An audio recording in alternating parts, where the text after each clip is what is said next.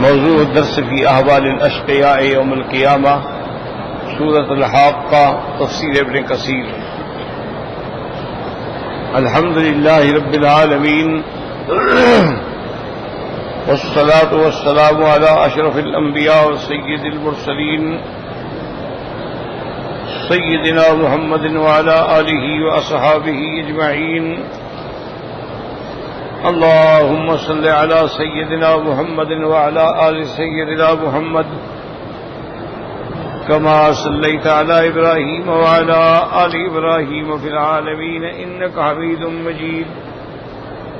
أعوذ بالله من الشيطان الرجيم. بسم الله الرحمن الرحيم. وأما من أوتي كتابه بشماله فيقول يا ليتني لم أوت كتابيه ولم أدر ما حسابيه يا ليتها كانت القاضية ما أغنى عني ماليه هلك عني سلطانيه خذوه فغلوه ثم الجحيم صلوه ثم في سلسلة ذرعها 70 ذراعا فاسلكوه إنه كان لا يؤمن بالله العظيم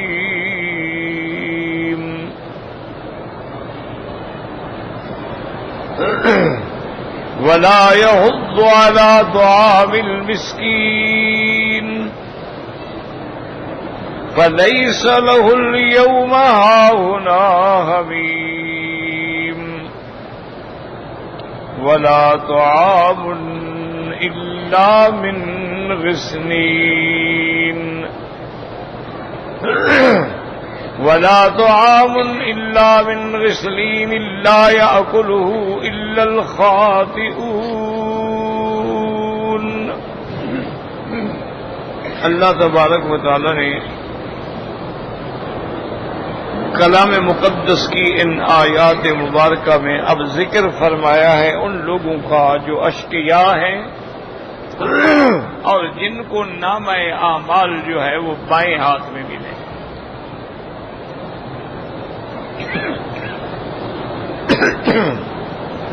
قرآن مقدس میں یہ سنت اللہ ہے کہ جہاں بھی اگر سعداء کا ذکر آئے گا تو لازم اشقیاء کا بھی ذکر آئے گا.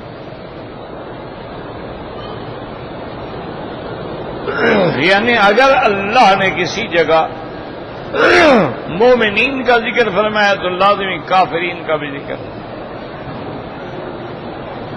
اہل جنت کا ذکر ہے تو اہل نار کا بھی ہو، کیونکہ یہ قاعدہ ہے کہ الاشیاء تتباین بالازداد. جب دونوں ضدین کا ذکر کر دیا جائے تو بات بالکل کھری ہو جاتی ہے، واضح ہو جاتی ہے. تو اپنے آپ نے پہلے بھی پڑھا ہے، ہم نے بھی پڑھا ہے کہ سب سے پہلے اس کا ذکر آیا تھا جس کو قیامت کے اندر نامہ اعمال جو ہے وہ داہنے ہاتھ میں ملے گا.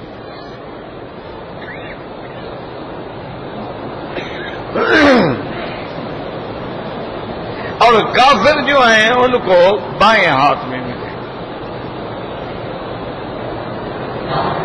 اب جب کافر کو نامہ عمل جو ہے وہ بائیں ہاتھ میں ملے گا تو وہ اس وقت اس کی کیفیت اور اس کے حالات اور اس کی جو حالت ہے وہ کیا ہو. ایسے فرماتے ہیں وَأَمَّا مَنْ أُوتِيَ كِتَابَهُ بِشِمَالِهِ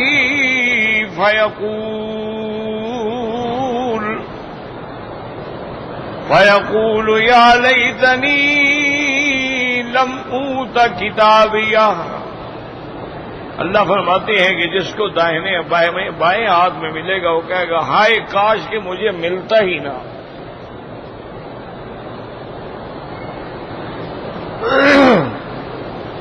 کیونکہ یہ بات یاد رکھیں کہ مومنین کو داہنے ہاتھ میں ملے گا اور کافروں کو بائیں ہاتھ میں ملے گا.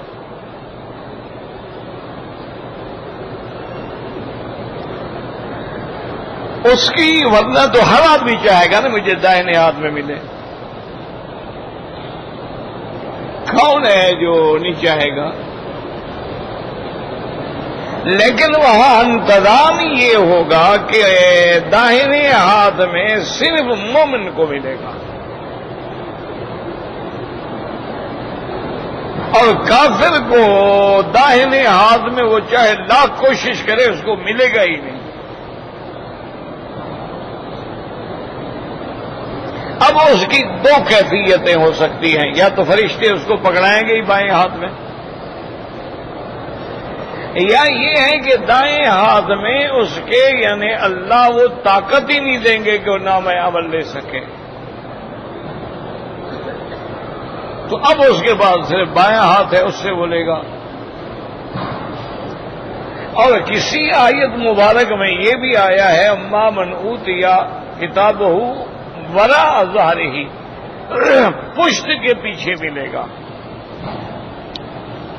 تو بعض علماء نے فرمایا کہ یعنی اللہ تعالی کے حکم سے اس کے بائیں ہاتھ کو نکال کے پشت پہ لگایا جائے گا. اور بعض علماء نے فرمایا کہ جیسے کسی مجرم کے الٹے ہاتھ میں ہتھکڑیاں لگا دیتے ہیں الٹی، اس کو بھی اسی طرح پیچھے لگا ہوگا اور پیچھے سے وہ پکڑے گا.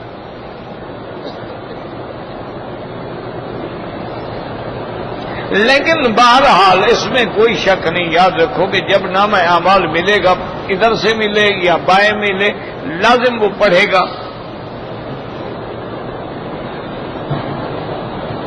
اسی لیے اس کو قرآن پاک نے دوسری جگہ واضح کر دیا ہے کہ جب کافر دیکھیں گے اپنے نامہ عمل کو کہ اس میں تو ہر چیز لکھی ہوئی ہے، تو اب وہ چیخ پڑیں گے کہ مال ھذا الکتاب، یار یہ کیسی کتاب، لا یغادر صغیرۃ ولا کبیرۃ الا احصاها، ہر بڑا چھوٹی چیز ہماری لکھی ہوئی ہے،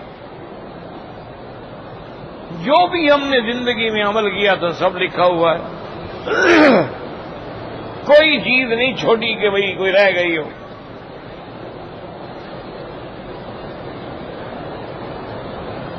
تو اس لیے یعنی وہ کتاب ایسے جامع ہوگی. اصل میں یاد رکھیں کہ یہ ساری کائنات جو ہے نا جو اللہ نے بنائی ہے اس کی مخلوق ہے. آسمان ہیں، زمینیں ہیں، مخلوق انسان ہیں، جن ہیں، فرشتے، سب اس کی مخلوق. تو اب قیامت والے دن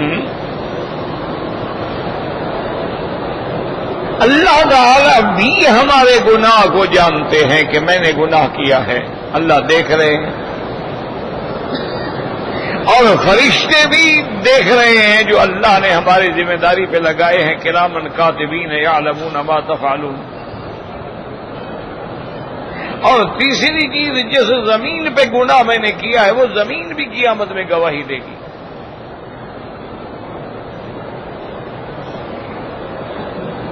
اسی لیے حکم ہے کہ آدمی جہاں فرض نماز پڑھے سنتیں دوسری جگہ پڑھے، نوافل تیسری جگہ پڑھے، تاکہ جتنی زیادہ جگہوں پہ سجدہ کرے گا اتنی قیامت میں گواہ ملیں گے.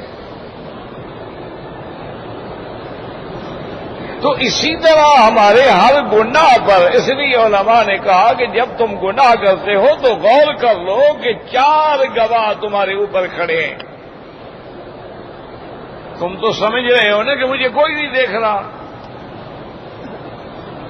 تم تو سمجھ رہے ہو نا کہ میں نے انتظام کیا ہے، میرا گھر ہے، میری حویلی ہے، میرے باہر کے گیٹ بند ہیں، باقاعدہ گارڈ کھڑے ہیں، اندر سارے مکان بند ہیں، کمرے بند ہیں، میرا بیڈ روم ہے، میرے اندر کوئی داخل ہی نہیں ہو سکتا.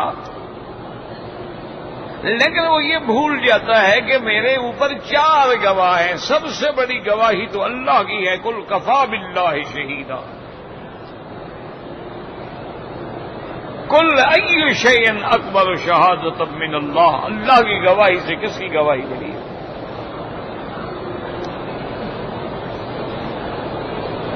اور دوسرا یہ ہے کہ کرامن کاتبین یعلمون ما تفعلون، دو فرشتے وہ بھی جان رہے ہیں، لکھ بھی رہے ہیں۔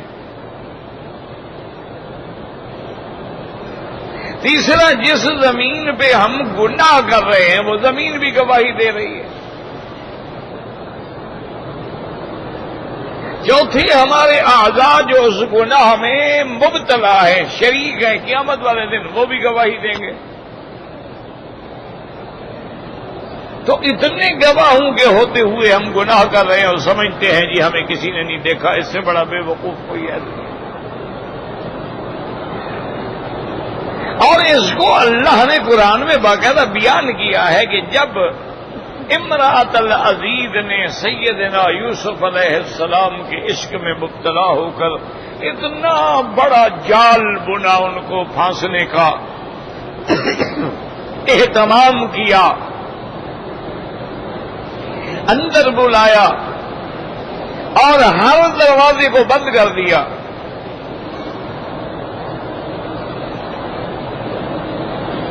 اور جب اپنے خاص اس کمرے میں پہنچی جو اس نے آپ کے استقبال کے لیے سجایا ہوا تھا، بنایا ہوا تھا، سنوارا ہوا تھا، وہاں جا کے پھر وہ کھل کے اس نے اپنے خواہش کا اظہار کیا کہ یوسف علیہ السلام میں تمہیں اس لیے لے آئی،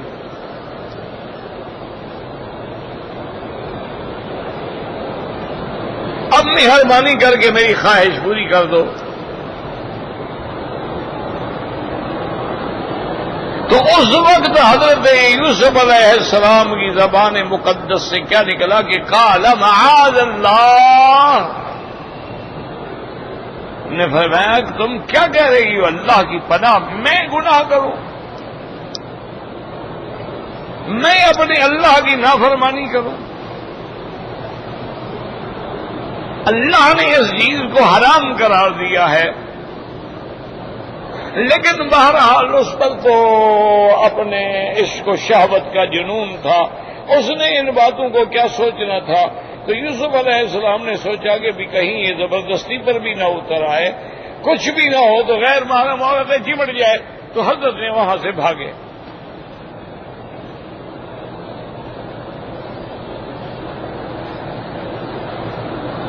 اب جو حضرت یوسف علیہ السلام بھاگے، آگے دروازے بند ہیں، لیکن حضرت یوسف نے ہاتھ رکھا تو اللہ کی قدرت سے دروازے کھلتے گئے۔ اسی سے علماء نے فرمایا کہ جب تم گناہوں سے بچنے کی کوشش کرتے ہو تو اللہ تیرے لیے دروازے کھول دیتے ہیں۔ شرط یہ ہے کہ تم بچنے کی کوشش تو کرو، تم صدق دل سے گناہ سے بھاگنے کی کوشش تو کرو نا۔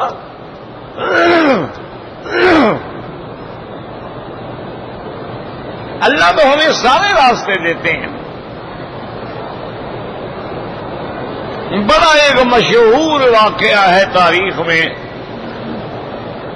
ایک بادشاہ تھا، یمن کے علاقے کا تھا، اس کے ملک میں ایک بہت بڑا جادوگر تھا۔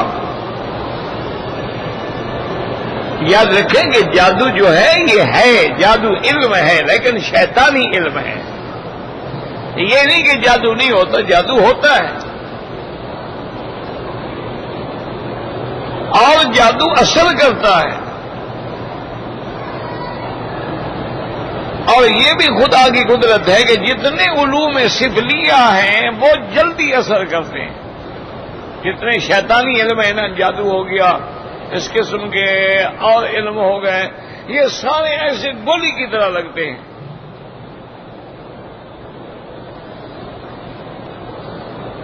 ویسے بھی آپ دیکھ لیں کہ خدا نہ کرے گندگی کپڑے میں لگی ہو تو پورے محفل میں بدبو ہو جائے گی، اور قیمتی سے قیمتی عطر بھی لگا ہو تو چند علاقوں آدمیوں تک پہنچے گا۔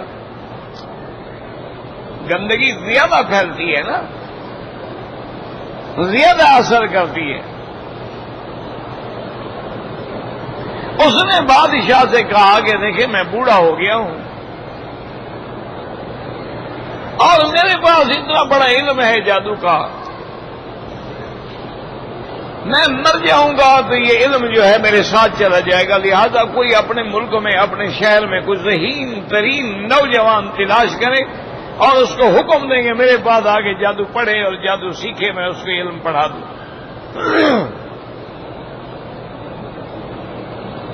بادشاہ نے حکم دیا ہے کہ نوجوان، اللہ بادشاہ کے آگے کیا مشکل تھی، ایک ذہین نوجوان جو تھا اس کو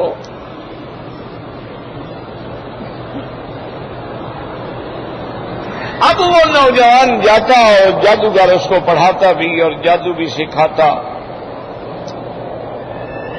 اللہ کی شان یہ ہے کہ اسی راستے میں ایک مندر بھی تھا جس میں ایک راہب رہتا تھا جو دین عیسیٰ علیہ السلام پہ تھا اور صحیح دین پہ تھا، وہ ابھی بگڑا نہیں تھا، ورنہ عیسیٰ علیہ السلام کے دین والے بھی تو بگڑ گئے، کسی نے خدا بنا لیا، کسی نے خدا کا بیٹا بنا لیا، کسی نے تین میں سے ایک بنا لیا، لیکن وہ ان لوگوں میں تھا جو بالکل خالص حضرت عیسیٰ علیہ السلام کے دین پہ تھے۔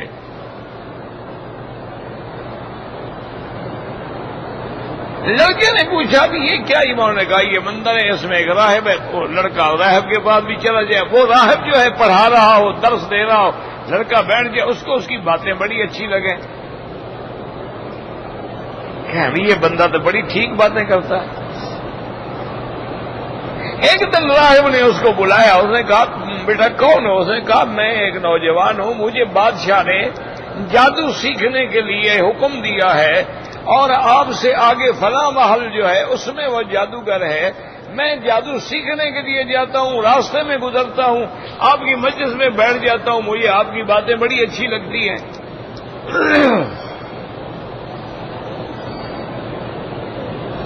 انہوں نے کہا اچھا ٹھیک ہے تم آیا کرو میری مجلس میں۔ اب جب ان کی مجلس میں بیٹھنے لگا، جب حق آنے لگا تو باطل تو مٹے گا نا۔ اب دیکھیں نا، اب جب آپ مکے میں آتے ہیں، کعبے میں آتے ہیں، مدینے میں آتے ہیں، قرآن سنتے ہیں، حدیث سنتے ہیں، تو صاف بات ہے وہ دماغ کے اوپر بدعات کے، منکرات کے وہ جو خام خواہ جھوٹے خیالات ہیں وہ تو مٹیں گے۔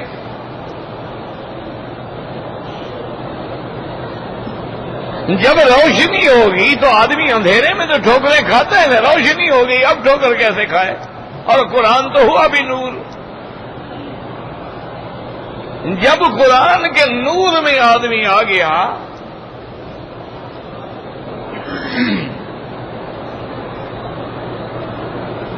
اسی لیے ایک اللہ والے نے بڑی عجیب بات کی ہے، وہ کہتے ہیں میرے عزیز میرے بیٹے یوں سمجھ لو کہ یہ دنیا جو ہے یہ تو ایک قید خانہ ہے، یہ تو دنیا جہنم ہے۔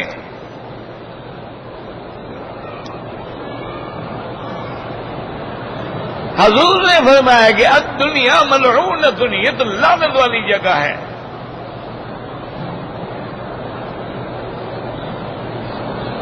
یہ تو لہو و لعب ہے، یہ دنیا تو دنیا ہے۔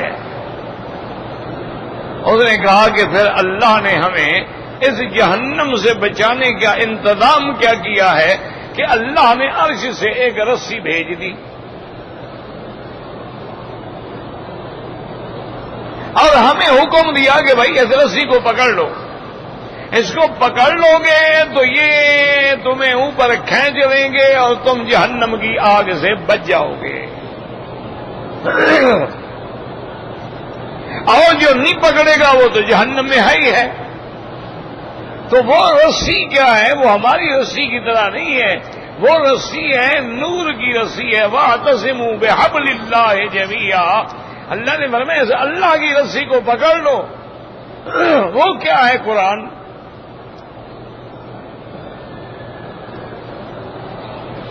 تو جب ہم نے قرآن مقدس کو پکڑ لیا اور قرآن پاک کو ہم نے پڑھا، قرآن پاک کو ہم نے اپنے سینوں میں اتار دیا، تو اس کے ذریعے اللہ نے ہمیں جہنم سے نکال دیا۔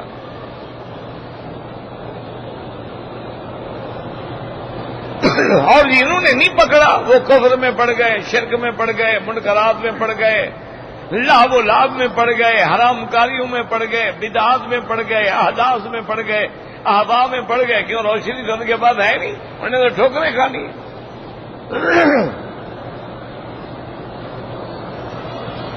اور اللہ کی اس رسی کو ہاتھوں سے نہیں پکڑنا، یہ کوئی حصی رسی نہیں ہے، یہ معنوی رسی ہے.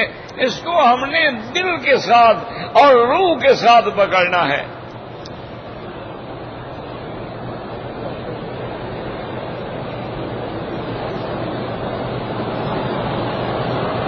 تو اس لیے آدمی کو جب اس نے راہب کی باتیں سنی تو اس نے کہا کہ یہ جادوگر تو جھوٹا ہے. اس راہب نے کہا دیکھو بیٹا، دین عیسیٰ بھی ہم تھوڑے آدمی رہ گئے ہیں، اور ہمارا بادشاہ بھی اور حکومت جو ہے وہ بھی دین سے ہٹ گئی ہے. تم اس کی باتوں پہ رہو، لیکن کسی کو میرا راز ظاہر نہ کرنا. ویسے وہ جادوگر جھوٹا ہے، وہ علم باطل ہے، وہ شیطانی علم ہے.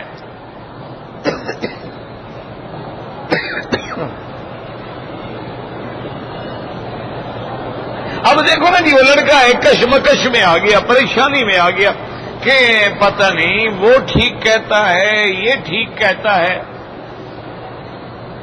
جیسے ہمارے لوگ بھی کہتے ہیں نا کہ جناب دیکھیں نا کہ جو لوگ عرس شریف کرتے ہیں یا میلاد مناتے ہیں وہ بھی تو تقریریں کرتے ہیں، دلائل دیتے ہیں، قرآن پڑھتے ہیں، حدیثیں پڑھتے ہیں.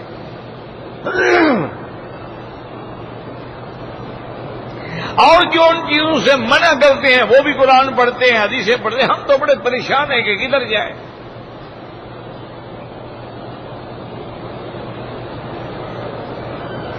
تو وہ لڑکا بھی اسی طرح پریشان تھا کہ بھائی اب میں کیا کروں، مجھے باتیں تو راہب کی اچھی لگتی ہیں، لیکن بادشاہ کا حکم ہے کہ جادوگر کے پاس جا کے جادو سیکھو. ایک دن آیا تو کیا دیکھتا ہے کہ شہر کا جو بڑا دروازہ ہے، کئی دروازے تھے شہر کے جس سے لوگ اندر داخل ہوتے تھے، ساری مخلوق کھڑی ہوئی ہے، پریشان ہے. انہوں نے کہا وہ نوجوان بچہ تھا آیا، اس نے کہا کیا بات ہے؟ انہوں نے کہا بھائی آگے ایک سانپ بیٹھا ہوا ہے، پتہ نہیں کہاں سے آ گیا، اور اتنا بڑا اژدہا منہ کھول کے بیٹھا ہوا ہے، کون ڈر کے مارے جائے.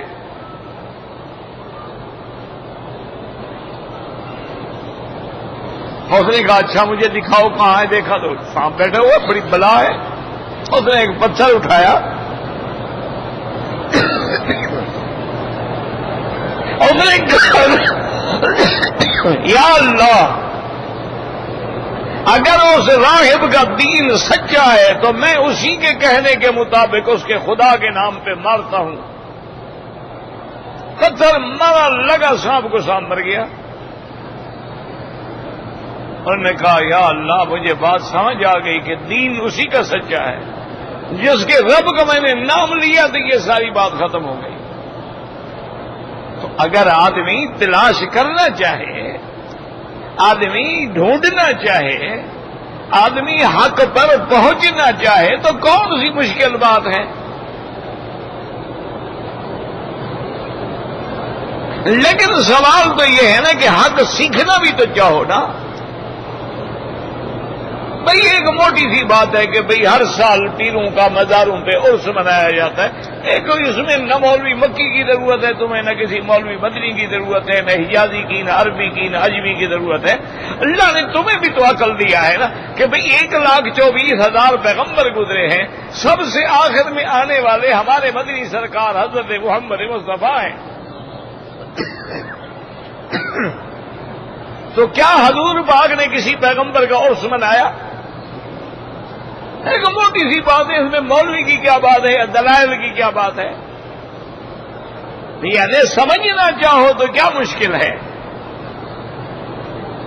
حضور صلی اللہ علیہ وسلم کی زوجہ مطہرہ سیدہ خدیجہ الکبریٰ فوت ہو گئی. حضور کی زندگی میں آپ کی تینوں بیٹیاں Bibi Ruqayya, Bibi Umm Kulthum, be be زینب فوت ہو گئی. حضور کے بیٹے طیب طاہر قاسم فوت ہو گئے.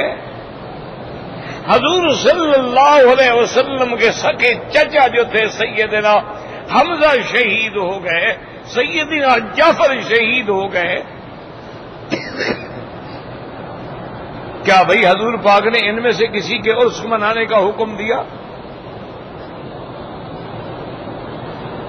سرکار دو عالم کے بعد سیدنا ابو بکر، سیدنا عمر، سیدنا عثمان، سیدنا علی خلفاء راشدین آئے. بھئی انہوں نے کسی کا عرس منایا، کسی کے لیے میلاد شریف منوایا، کسی کے لیے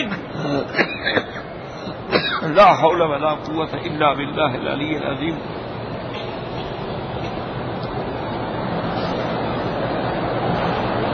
تو آپ نے کسی کی کل خوانی فرمائی؟ ایک عام اندھا آدمی حق ڈھونڈنا چاہو مل سکتا ہے، تم حق تلاش ہی نہ کرنا چاہو تو پھر اللہ کو کیا ضرورت ہے کہ تمہیں ہدایت دے؟ اس لیے اللہ نے فرمایا فمن شاء منکم فلیؤمن ومن شاء فلیکفر. جو چاہتا ہے ایمان لائے، جو چاہتا ہے کفر کرے، جائے جہنم میں، مجھے کیا ہے.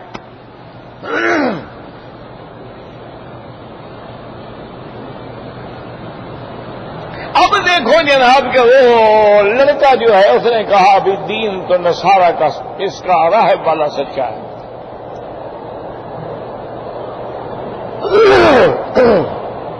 ایک بادشاہ کا بڑا مقرب تھا، وزیر تھا، اتفاق اندھا ہو گیا.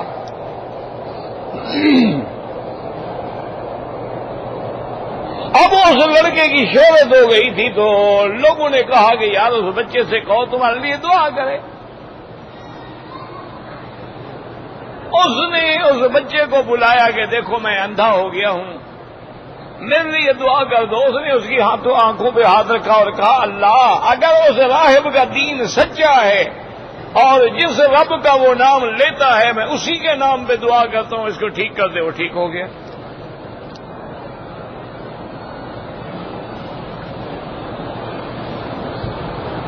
اب جناب بادشاہ کو پتہ لگا شہرت ہو گئی نا، لوگ آ رہے ہیں، دعائیں کرا رہے ہیں، کام ہو رہے ہیں، تو شہرت تو ہو جاتی ہے نا. بادشاہ نے اس لڑکے کو بلایا، اس نے کہا یہ تم نے کیا کیا پڑھتے ہو؟ اس نے کہا میں تو کچھ نہیں پڑھتا، میں نے تو راہب سے دین پوچھا عیسیٰ علیہ السلام کا اور میں رب عیسیٰ کے نام سے دعا مانگ. انہوں نے کہا اچھا تم میرے علاوہ کسی اور کو رب مانتے ہو؟ انہوں نے کہا ہاں بالکل میں اس کو رب مانتا ہوں جو میرا بھی رب ہے، تیرا بھی رب ہے، عیسیٰ علیہ السلام کا بھی رب ہے اور ساری کائنات کا رب ہے، میں اس کو مانتا ہوں. بادشاہ غصے میں آ گیا. اس نے حکم دیا اپنے سپاہیوں کو کہ اس نوجوان کو پکڑ کے لے جاؤ اور پہاڑ کی چوٹی پہ کھڑے ہو کے اس کو گراؤ اور اس میں پتھر مار مار کے اس کو ختم کر دو. پہاڑ میں لے گئے. وہ کہنے لگا یا اللہ مجھے تو آپ کا صحیح معنی میں پتہ ہی نہیں، نہ میں ذات کو جانتا ہوں، نہ صفات کو جانتا ہوں، نہ اسماء کو جانتا ہوں. بس میرا اللہ تو رب عیسیٰ ہے تو میرا بھی رب ہے، مجھے ان سے بچا لے. اچھا وہ پہاڑ پہ چڑھے، پہاڑ پہ زلزلہ آئے، وہ سارے گر کے مر گئے. نوجوان کھڑا رہا. وہ وہاں سے چلتا ہوا گھر آ گیا. لوگوں نے بادشاہ سے کہا جی وہ تو لڑکا تو گھر آیا ہوا ہے. اس نے کہا یہ کیسے ہو سکتا ہے، یہ ناممکن بات ہے، فوراً پکڑو، پکڑ کے لے آؤ. بھی کیسے بچ گیا؟ انہوں نے کہا مجھے رب عیسیٰ نے بچایا. عیسیٰ علیہ السلام کا جو رب ہے نا، میں نے اس کو پکارا تھا، اس نے مجھے بچا دیا. اس نے کہا اچھا تمہارا انتظام کرتا ہوں. اس نے حکم دیا کہ اس کو لے جاؤ، اس کو کشتی میں بٹھاؤ اور این دریا کے جب تیز دھارے میں درمیان میں پہنچو تو اس لڑکے کو بہت بڑے پتھر کے ساتھ باندھ کے پھینک دو. میں نے کہا ٹھیک ہے. وہ لے کے چل پڑے. اب جب وہ کشتی جو تھی وہ درمیان میں پہنچی، وہ پتھر اٹھا کے باندھنے کی تیاری کرنے لگے تو اس نے کہا یا رب عیسیٰ علیہ السلام کے رب مجھے ظالموں سے بچا. ایسا طوفان نے جناب جھٹکا دیا، وہ سارے سمندر میں جا پڑے. وہ اکیلا کشتی پہ کھڑا رہا. تو شام کو پھر گھر واپس آ گئے.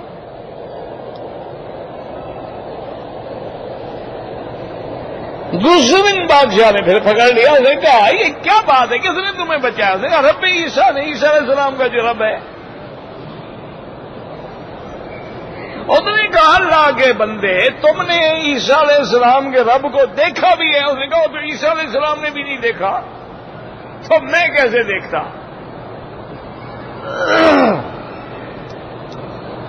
میں نے کہا عجیب بات ہے۔ اس نے کہا بادشاہ سلامت تم کیا چاہتے ہو؟ اس نے کہا تمہاری وجہ سے میرے ملک کے اندر بڑے مسائل پیدا ہو گئے ہیں، اب میری خدائی کا جو دور ہے وہ ٹوٹنے لگ گیا ہے، میں چاہتا ہوں کہ ہر حال میں تمہیں ختم کروں۔ اس نے کہا میرے مرنے کا اور مارنے کا ایک ہی طریقہ ہے۔ اس نے کہا وہ بتاؤ کیا؟ اس نے کہا سارے اپنے شار کو بلا لو، میدان میں مجھے کھڑا کر دو، میں کھڑا ہو جاؤں گا، تم خود تیر کمان لے کر تیر چلاؤ اور کہو بے رب ھذا الغلام، میں اس غلام کے رب کے نام پہ اس کو مارتا ہوں، میں پھر مروں گا ورنہ میں نہیں مرتا۔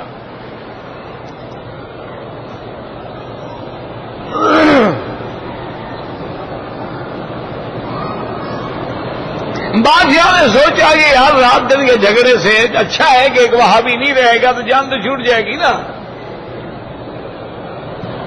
جب تک اللہ کے نام لینے والا رہے گا تو ہمارے لیے تو ہر وقت زلزلے ہیں نا، پریشانیاں تو ہیں نا۔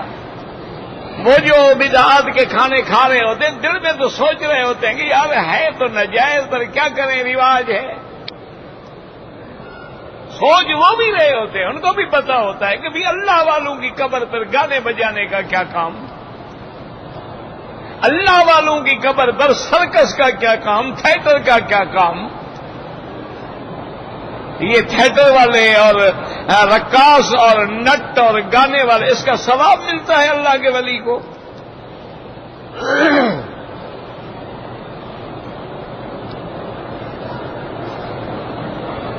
بادشاہ نے سارے شہر کو اکٹھا کیا اور اس کو درمیان میں کھڑا کیا، حکم دیا کہ تیر کمان لے آؤ، تیر کمان لے آئے۔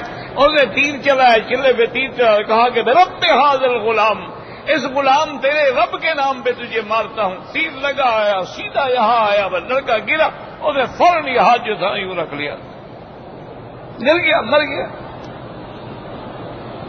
جب وہ مر گیا تو جتنے لوگ کھڑے تھے انہوں نے کہا آمنا برب الغلام، جو اس غلام کا رب ہم بھی اسی کا کلمہ پڑھتے ہیں۔ سچا وہ ہے، بادشاہ جھوٹا ہے۔ سارا ملک مسلمان ہو گیا، بادشاہ کو ملک چھوڑنا پڑا۔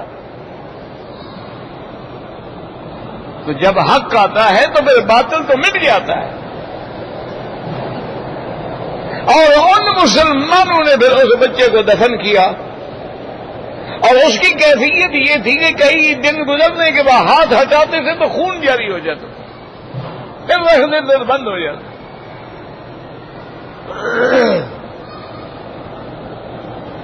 تو اگر حق تلاش کیا جائے، حق کے لیے کوشش کی جائے، محنت کی جائے تو اللہ پھر راستے خود بخود کھول دیتے ہیں۔ اب یوسف علیہ السلام نے محنت کی، دروازے کھلتے چلے گئے، کیونکہ یوسف علیہ السلام کو یقین تھا کہ میرا رب مجھے دیکھ رہا ہے۔ اس لیے انہوں نے کہا کہ امرات العزیز سے کہ تم میری مالکہ ہو، تم نے مجھے خریدا ہے، میں تمہارا غلام ہوں، لیکن معاذ اللہ میں اللہ کی نافرمانی نہیں کر سکتا۔ انہ ربی احسن مثوائے وانہ لا یفلح الظالمون۔ حضرت یوسف نے فرمایا میرا رب ہے جس نے میری زندگی اچھی کر دی، میں تو کنویں میں پڑا تھا، مجھے کنویں سے نکالا، پھر مجھے بیچا گیا، مجھے شاہی معلوم میں اسے رکھا، اس کا نافرمان بن جاؤں، میں اس کی نافرمانی کروں۔ ہم دیہاتوں میں جنگلوں میں رہنے والے ہیں، بجلی سے بھی محروم تھے، اللہ نے مکے مدینے میں رکھا، پھر بھی خدا کی نافرمانی کرو۔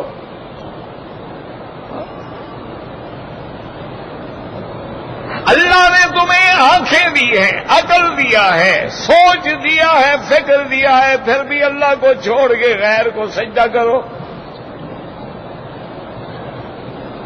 اللہ پیدا کرنے والا فرما رہا ہے مجھ سے مانگو، تم اس کو چھوڑ کے ان سے مانگتے ہو جو اس کے محتاج ہیں۔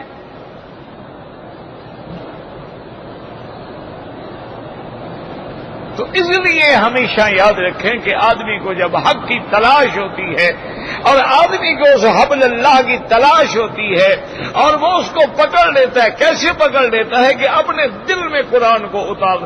اسی لیے حدیث میں ہے کہ انت عبد اللہ کانک تراہ،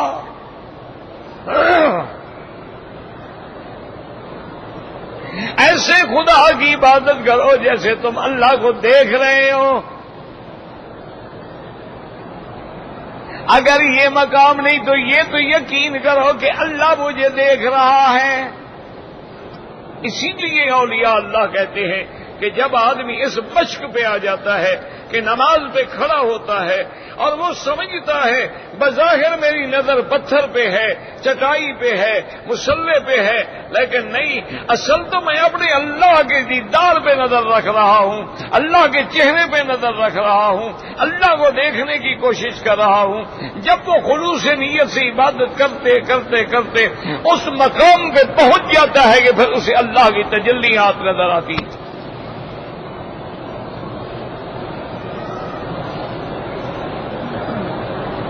اور اگر نماز میں کھڑے کھڑے تمہیں کھرک ہو جائے، کبھی کھرک نکالتے ہیں، کبھی یوں کرتے ہو، کبھی رومال بناتے ہو، کبھی ٹوپی کے بل نکالتے ہو، کبھی جناب گھڑی نکالتے ہو، کبھی موبائل نکال کے نمبر دیکھ رہے ہو، یہ نماز ہے؟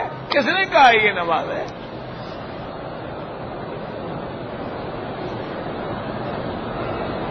اور کبھی دیکھو جناب یوں ہاتھ باندھ رہے ہو، کبھی یوں ہاتھ باندھ رہے ہو، کبھی یوں ہاتھ باندھ رہے ہو، کبھی یوں ہاتھ، یہ کیا ہے؟ یہ کون سی نماز ہے؟ یہی ہم نے سیکھا ہے 1400 سال کے بعد کہ حضور کے دین کی نماز بھی نہیں سیکھ سکے۔ کسی کا ایک پاؤں یوں ہے، ایک پاؤں یوں ہے۔ اچھا سجدے میں ہاتھ رکھے ہوئے ہیں تو ایسے ہاتھ رکھے ہوئے ہیں، سجدے سے اٹھ رہا ہے تو ایک ہاتھ ادھر ہے، کسی نے باقاعدہ مٹھی بند کر کے اٹھ رہا ہے۔ یہ کون سی نماز ہے بھائی؟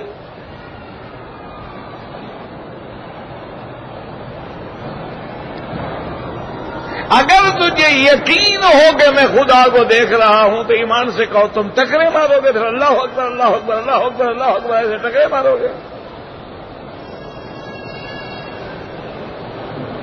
تو ہماری تو نماز ہے ہی نہیں، بس یوں سمجھو فرض اتر جاتا ہے کہ تعمیل حکم ہو جاتی ہے، ورنہ وہ جو عبادت کی حلاوت ہے، عبادت کی لذت ہے، جس کو میرے مدنی پاک نے فرمایا قرۃ عینی فی الصلاۃ، میرے آنکھوں کی ٹھنڈک نماز میں ہے۔ آنکھوں کی ٹھنڈک کیوں؟ اللہ وہ دیکھ رہے ہیں، مولا کو دیکھنے والے ہیں۔ تو جب ہم مولا کا دیدار کریں گے تو آنکھوں کو ٹھنڈک نہیں ملے گی؟ قیامت والے دن نظرۃ النعیم، چہروں پہ رونق نہیں ہوگی؟ وجوہ یومئذ ناظرۃ الی ربھا ناظرہ۔ تو اب اس کی تلاش کا طریقہ کیا ہے کہ ہم قرآن سے تعلق رکھیں۔ اب دیکھیں کہ اب جب نامہ عمل سامنے آئے گا، اب افسوس کرے گا، افسوس کا تو زمانہ نہیں گزر گیا، اب افسوس کرنے کا کیا فائدہ؟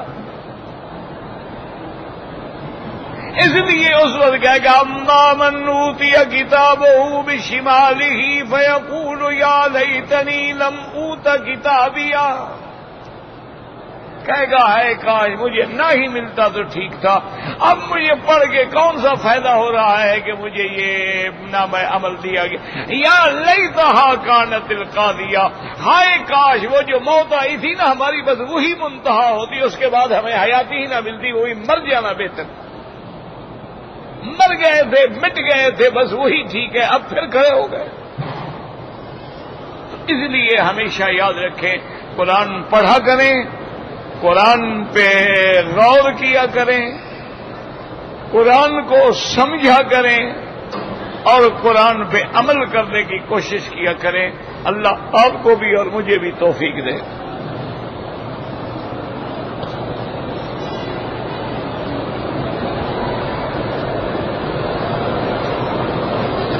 کہتے جی کسی کی عورت کا اگر انتقال ہو جائے تو خاوند اپنی بیوی کو غسل دے سکتا ہے، اگر وہاں اور عورتیں موجود نہیں ہیں تو مجبور ہے دے سکتا ہے، اگر عورتیں موجود ہیں تو پھر عورت کو غسل دے گی۔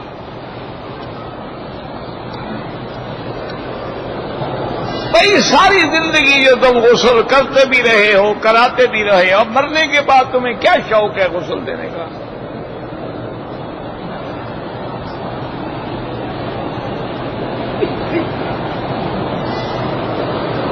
یہ بس عادت ہوتی ہے کہ مولوی سے مسئلہ پوچھنا ہے نا جی، ورنہ کیا اس کی کہ کون سی بیوی مر گئی ہے، وہاں کوئی نہیں تھا، اس کو غسل کا مسئلہ پیش آ گیا، بس ایک چھیڑ خانی ہے۔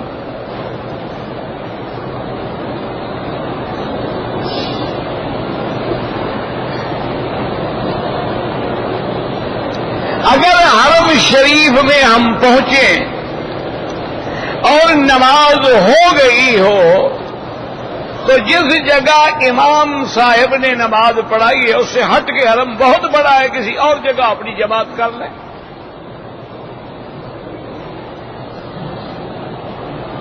حنفی مسلک جو ہے نا وہ سمجھا کرو، وہ یہ ہے کہ اگر ایک محلے میں مسجد ہے، وہاں مؤذن ہے، امام ہے، نماز کا وقت مقرر ہے، اعلان ہے، سب کچھ ہے، پھر بھی اگر کوئی نہیں آتا ہے انہوں نے کہا دوسری جماعت نہ کریں، تاکہ یہ تو عادت ہو جائے گی، جب جائیں گے اپنی جماعت کر لیں گے، جب چاہیں گے اپنی جماعت کر لیں گے، پھر اس نماز کا کیا قیمت رہے گی؟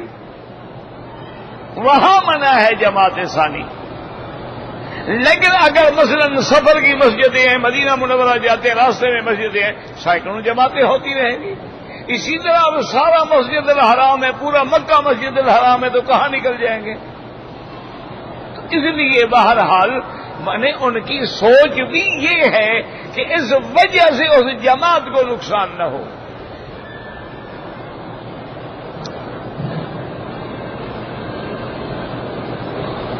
کہتے جی اللہ بھی رؤوف الرحیم ہے، حضور پاک بھی رؤوف الرحیم ہے، تو اس کا کیا مطلب ہوا ہے؟ نبی خدا ہو گیا تو اللہ بھی سمیع و بصیر ہے اور تم بھی سمیع و بصیر، پھر اس کا کیا ہوگا؟ انا خلقنا الانسان من نطفۃ امشاج نبتلیہ فجعلناہ سمیعا بصیرا، تو انسان کو بھی تو اللہ نے کہا ہے سمیع بصیر ہے، اور اللہ کی ذات بھی سمیع بصیر ہے، پھر تم بھی نعوذ باللہ خدا ہو گئے۔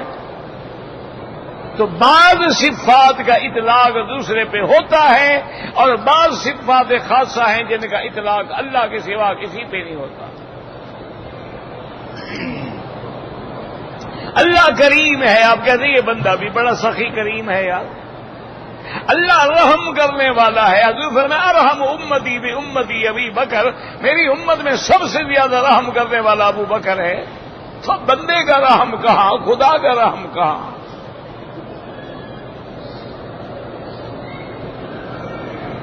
کہتے جی قرآن مجید میں عذاب قبر کا ذکر ہے، ہاں جی بالکل ذکر ہے۔ من بعثنا من مرقدنا، تو خوابگاہیں تو مراد نہیں ہے، یہ تو جب عذاب دیکھیں گے قیامت کا اس کے سامنے ان کو قبر کا عذاب آرام لگے گا۔ جیسے پہلے کسی آدمی کو آپ مار رہے ہوں پھر الٹا لٹکا دیں تو پھر پہلا عذاب اس کو کم لگتا ہے نا۔ اسی طرح جیسے ابھی آپ پڑھیں آج یا لیتہا کانت القاضیہ، کاش میری وہی موت کافی ہوتی، تو معنی یہ نہیں ہے کہ وہ جہنم میں اور قبر میں مزے کر رہے تھے۔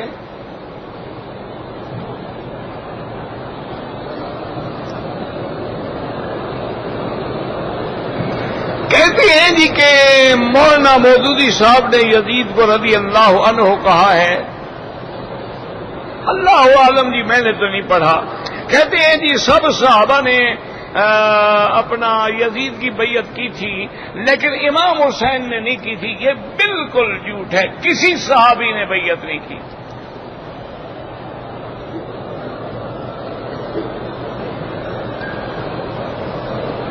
کہتے ہیں جی کہ بعض لوگ جو ہیں بدعتی حضرات کہتے ہیں کہ کلمے میں تھانوی کا نام کون لیتا ہے؟ تھانوی کا نام خدا کا خوف کرو، قبر میں نہیں جانا، حشر میں نہیں جانا۔ وہ تو کسی نے ایک خواب حضرت کو آگے سنایا کہ میں نے خواب میں دیکھا کہ جب کلمہ پڑھتا ہوں تو میری زبان پہ مجبوراً آپ کا نام آتا ہے۔ خواب میں خدا کا خوف کرو، ڈرو، اللہ والوں پر تہمتیں نہ لگاؤ، اور خواب دیکھنے والا بھی کوئی اور ہے، مولوی صاحب خود نہیں ہے۔ تو آپ نے فرمایا کہ معلوم یہ ہوتا ہے، اس طرف اشارہ ہے کہ تمہارا شیخ جو ہے وہ متبع قرآن و سنت ہے، وہ اللہ کے دین کو مضبوطی سے پکڑنے والا ہے۔ یہ تو ایک خواب ہے، یہ تھوڑا کہ اس کا کلمہ پڑھا جاتا ہے۔ انا للہ و انا الیہ راجعون۔ کہتے ہیں جی کہ ہمارے یہاں شیعہ کہتے ہیں کہ باغ فدق جو تھا وہ بی بی فاطمہ کا حصہ تھا اور صحابہ نے چھین لیا، حضرت علی نے کیوں نہیں دے دیا جناب؟ حضرت علی بھی تو خلیفہ بنے ہیں، بادشاہ بنے ہیں کہ نہیں بنے؟ حضرت حسن بھی بنے ہیں، تو انہوں نے کیوں نہیں دے دیا بی بی فاطمہ کا فدق؟ تو اگر وہ نہ دینا گناہ ہے تو جو علی پہ ہے وہی باقی صحابہ پہ ہے، اور اگر نہ دینے کا فیصلہ صحیح ہے تو باقی صحابہ کا فیصلہ بھی صحیح ہے، حضرت علی کا بھی صحیح ہے۔ حضرت علی نے بھی وہی کیا جو ابو بکر عمر عثمان نے کیا۔ بیمہ پالیسی بالکل ناجائز ہے۔ طواف کسی زندہ کے لیے نہیں، اپنے لیے کریں، اس کے لیے دعا کریں۔ مسجد عائشہ سے احرام باندھ کے طواف صفا کریں، پورا عمرہ کریں تو ہو جائے گا۔ بینک سے قرضہ 1 لاکھ لے تو 14,000 روپے منافع، وہ منافع نہیں، وہ سود لیتا ہے، وہ حرام ہے۔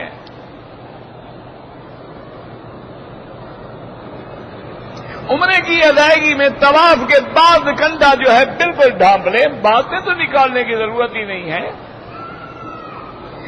عبد القادر جیلانی کو غوث العظم کہنا شرک ہے، کافر ہو جاتا ہے آدمی۔ غوث اللہ کی ذات ہے۔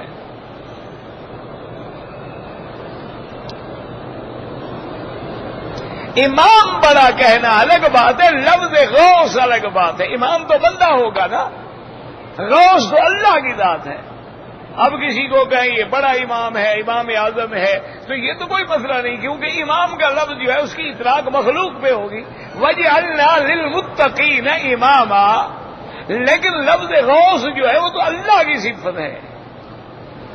یا غیاث المستغیثین اغثنا، یا غیاث اغثنا، یا غوث اغثنا، وہ تو اللہ کا نام ہے۔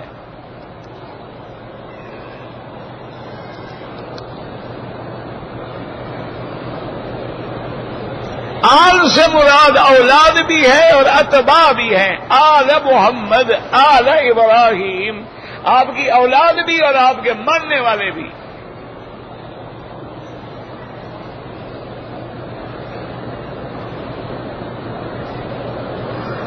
اگر ایک بندے نے 4 رکعت والی نماز میں تیسری رکعت میں شریک ہوا، کھڑے ہو کے 1 رکعت کے بعد بیٹھ گیا، پھر 2 رکعتیں پوری کرے۔ سید عطا اللہ شاہ بخاری کون تھے؟ عطا اللہ شاہ بخاری تھے اور کون تھے؟ سید بھی تھے، بخاری بھی تھے، عطا اللہ نام بھی تھا، باقی میں کیا بتاؤں۔ بہت بڑے خطیب تھے، بہت بڑے مجاہد تھے۔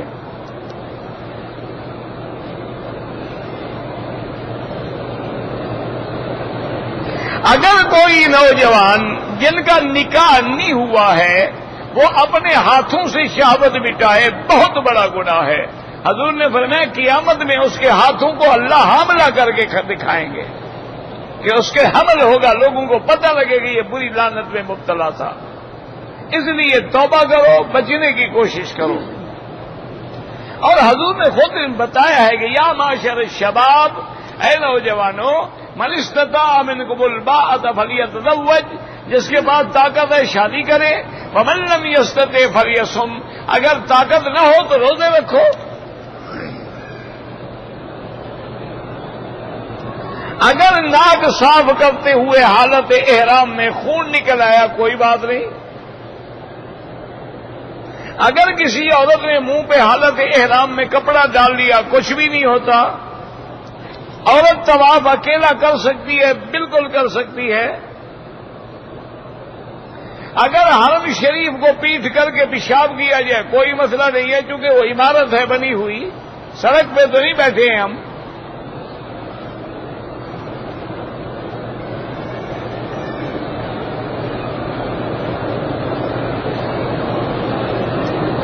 اگر بیوی دین کا کام کرنے سے روکے تو اس کی بات ماننی چاہیے. پھر کلمہ بھی بیوی کا پڑھ لو, پکے کافر ہو جاؤ, اس کی بات مانتے رہو.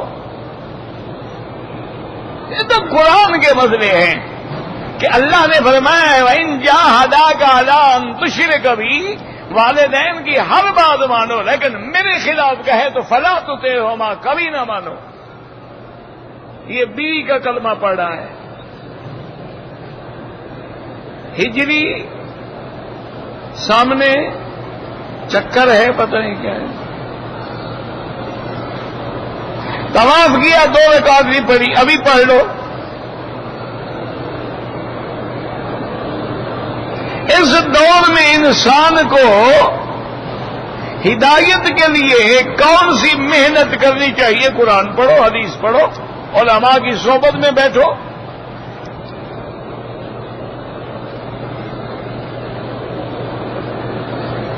اگر نماز کے اوقات میں اسکول کی ٹیوشن کی وجہ سے نماز چھوٹ جاتی ہے, ایسی ٹیوشن پہ لعنت بھیجو, اللہ کا حکم نہ چھوڑو.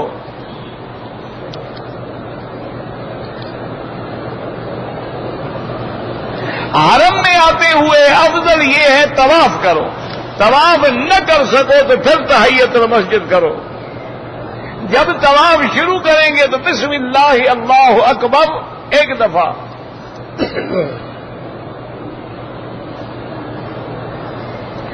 دین کی طبیعت بن جائے, دین والوں کے ساتھ رہو.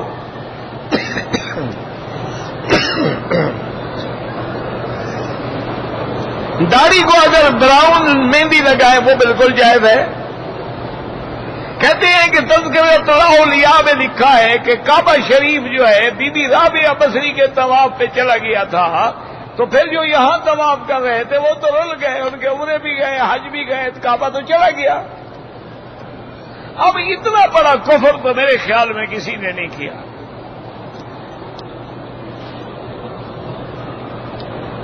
حضور پاک عمرے پہ تشریف لائے, حدیبیہ بیٹھے رہے, مکے والوں نے روک دیا. حضور کے لیے تو کعبہ نہیں کیا کہ حضور میں یہاں آ جاتا ہوں, آپ یہاں کر لیں مجھے طواف. رابعہ بصری کے لیے چلا گیا. اس سے بڑا جھوٹ کوئی ہوگا دنیا میں؟ نیند آ جانے سے وضو ٹوٹتا ہے, بالکل ٹوٹتا ہے.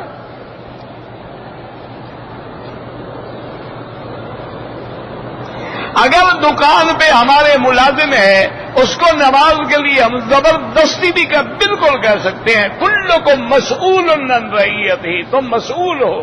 اگر وہ کہنا نہ مانے تو جو اللہ کا غدار ہے ایسے کو نوکری پہ مت رکھو. حضور کی محفل میلاد منانا بدعت ہے. بزرگوں کی مزاروں پہ قوالی اور دھمال بدعت ہے, احداث ہے. انشورنس حرام ہے. کاروبار میں منافع وہ رکھو کہ دونوں جانب نقصان نہ ہو.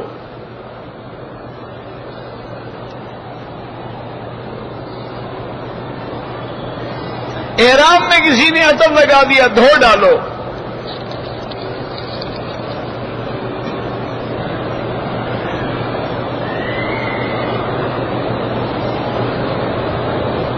بہرحال اگر بیوی گناہ کرتی ہے طلاق دے دو. سفر کی نماز 4 رکعتوں کی 2 رکعت ہے. اگر کوئی جانور بلی وغیرہ کتا موٹر کے نیچے آ جائے کچھ بھی نہیں ہے. ربنا تقبل منا انك انت السميع العليم وتب علينا انك انت التواب الرحيم. اللهم فرج هم المهمومين, نفس كرب المكروبين, واقض الدين عن المدينين, واشفنا واشف مرضانا ومرضى المسلمين.